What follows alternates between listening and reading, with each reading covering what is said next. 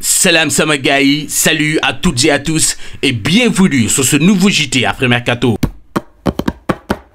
Mais avant de commencer, je vais vous demander de vous abonner et d'activer la cloche de notification pour ne rien rater de toute l'actualité du football africain. Avant d'entrer dans le vif du sujet, nous allons faire un petit détour sur la Coupe du Monde des clubs qui a débuté ce dimanche 15 juin et l'Afrique est dignement représentée avec l'Espérance de Tunis, le Mamelodi Sundowns de l'Afrique du Sud, le club marocain du Wydad et Al Ahly d'Égypte. En parlant de ce dernier, le club égyptien a tenu en échec l'Inter Miami de Lionel Messi en match d'ouverture. Les hommes de José Rivero, fraîchement installés sur le banc des Rouges et Blancs, auraient même pu prendre l'avantage dans cette rencontre. Malheureusement, Mahmoud Trezeguet a manqué son penalty à la 42e minute. Il y a eu énormément de regrets suite à cette rencontre. On va d'ailleurs commencer ce tour mercato au Maghreb avec de nombreux joueurs internationaux marocains qui sont en train de secouer ce mercato estival africain. Après Everton et Brentford, un autre club anglais vient aussi à la charge sur Hamza Igaman. Actuellement joueur du Rangers et auteur d'une saison époustouflante avec 6 buts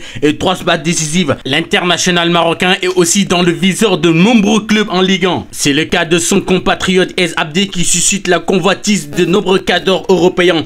Mais contre toute attente, c'est l'ex-promu de Serie A Como qui pourrait s'offrir l'international marocain. Selon Sky Sport, Abdé est ciblé par Cesc Fabregas et un accord verbal entre les deux clubs a été trouvé, en montant estimé à 18 millions d'euros. A noter que l'AS Rome est aussi intéressé par le profil du joueur. Reste à savoir si le technicien espagnol va rester à Como alors que l'Inter s'intéresse à lui après le départ de Simone Inzaghi. Dossier à suivre de très près. Toujours en Italie, l'AC Milan n'a pas donné suite favorable à la demande de prêt de l'Olympique de Marseille pour Ismaël Benasser. En effet, le club italien voudrait que les Phocéens lèvent l'option d'achat du joueur estimé à 6 millions d'euros. Cependant, il faudra que Marseille fasse très vite parce que Jamel Belmadi, actuel coach du club qatari d'Al Douaï FC, est aussi intéressé par le profil du Marocain. On parle même d'une signature imminente au Qatar. On va rester à Marseille où Amin Harid est sur le départ. Après 5 ans passés au club, l'international marocain pourrait bel et bien faire ses valises